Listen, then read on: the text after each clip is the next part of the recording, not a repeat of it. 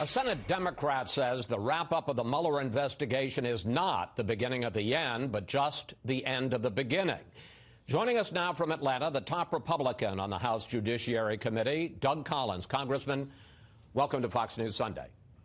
Good morning, Chris. Good to be with you. To what degree, I understand it's very early, to what degree do you think what we have heard so far about the special counsel's report clears the president, especially the fact that there's been a decision made not only not to indict the president, but also not to indict, for instance, on issues of collusion, any of the top people around him? I believe it goes to what we've been talking about for a long time and what the president's been saying from the beginning, that there was no collusion. What we have so far in the indications out of the Department of Justice of no more indictments, I'm waiting to see the conclusions that Bill Barr is going to give us, hopefully as early as today. As we see those, then we can actually show to the American people what the investigation meant and how far it went, and also the fact that now we can hopefully begin to move on from these two-year cloud of an investigation in which a lot was gone into to prove the president. Now we're seeing that the collusion is not, and now we can move forward. You say move on. You just heard my interview with your chairman, Gerald Nadler. He makes it clear he intends to keep investigating not only other issues, but also to keep investigating collusion, obstruction of justice, all of the issues that the special counsel was looking at. Well, that's all they have. Obviously, as we've seen in the first 2 months of this Congress, they really don't have a policy agenda. They have an agenda against the president. They have an agenda to try and win 2020.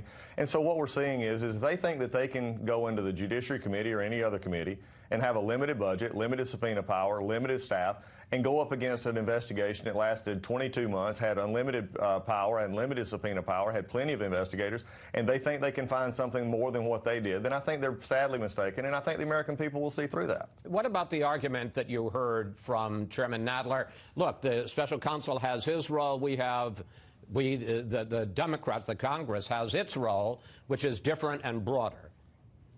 I think it might be just a different, what he's saying is he keeps going back to the rule of law and they're different purposes.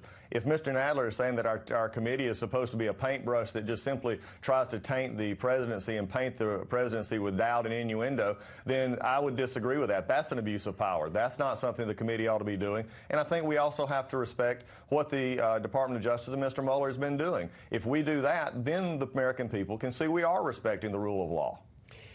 Now, as we were just talking about, Democrats are demanding not only the release of the full report, but also all underlying materials. You have said the same thing, but you have added this phrase that you want to see it all released, quote, to the maximum extent permitted by the law. What do you think are the limits permitted by the law? No, Chris, I think that's a great question. I think the American people deserve to understand, and it's amazing to hear my chairman say that he wants everything out there. Well, I would ask my chairman, does he include classified information, which has never been released to the American public? Would he include 6E, which is grand jury information, things that are normally never released to the public outside, really outside of a special order from the court? Would he want to do the things that, would actually get into ongoing investigations? I think the problem is the Democrats and my chairman have a problem. They thought that this report was going to show something they could impeach the president on. That is not seemingly going to happen. Now they have to figure out some way around that. And I think when you understand that, for him to make a broad statement of what they want released, that's not fair to the American public. And really they're trying to taint what is coming out by not saying what should not come out to the public because of what I've just listed. But, there are other areas besides grand jury testimony or classified material. Democrats say that the president is in a unique legal position. They say, on the one hand, that Justice Department regulations are they don't release information on people they're not going to charge, but also the department regulations say they can't charge the president. So, there is, as I say, this kind of self-contradictory basis there. Isn't it legitimate to argue that even if there's damaging information to the president that does not rise to the level of an indictment, that it should be turned over to Congress to take a look at? Well, it's not the Department of Justice's job to give Chairman Nadler and the House Judiciary or any committee on the House or the Senate, for that matter, what they want to do to go off on a purely partisan investigation that to lead toward impeachment. Let's also understand clearly, if these findings have not been made yet, there's been no finding that was the reason that you couldn't indict a sitting president is the reason why there's no more indictments coming forward. Let's be honest with the facts and say probably what the facts showed was that there was no collusion. Let's go to the logical choice that nothing happened. And it was sort of amazing to hear the chairman say things that we do know. Again, basically, when you talk about the collusion was happening, meetings were happening, that all of this was going on, again, to simply sully what they have been called the best investigation around and not to touch the Mueller investigation. When it comes back not what they want, now they've decided that they can just try to go around it and draw implications so that others can doubt it. That's just wrong. Congressman Collins, President Trump tweeted and called the Mueller investigation a witch hunt. Something called the Trump Twitter archive says that in his presidency, he has tweeted that phrase, witch hunt, 183 times. But let's look at what the Mueller investigation has found.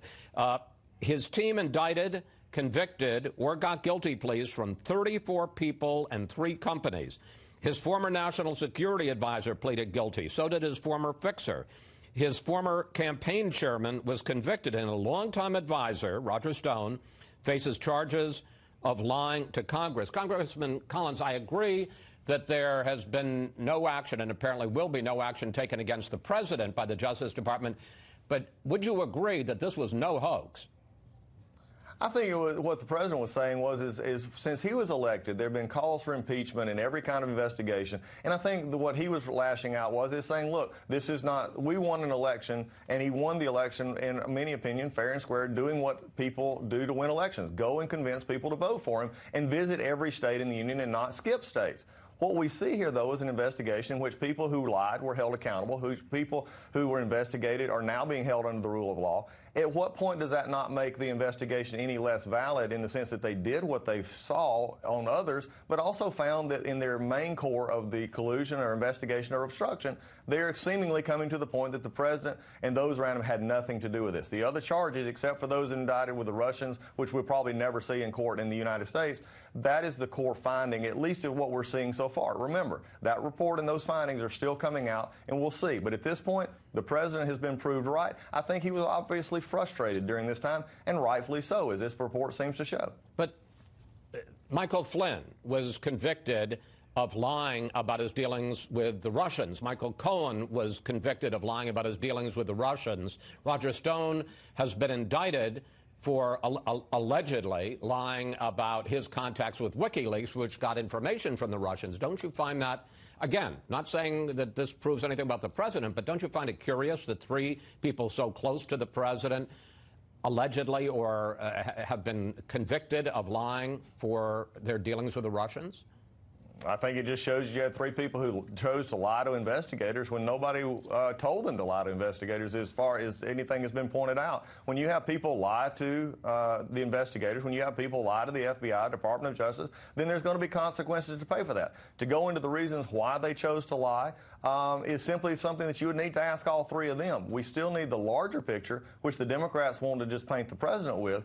With these others is a simple fact at the end of the day, if this report comes back, as it seems to be coming back, that there was no collusion on the president or the part of the campaign, then that is the part that we need to take and move from here. Why people lie, Chris, that's a discussion for them and their lawyers and why they chose to do that. And I've got about 30 seconds left. What do you think the reaction of the American people is going to be if the House Democrats, as intended, continue investigations for the next year or so?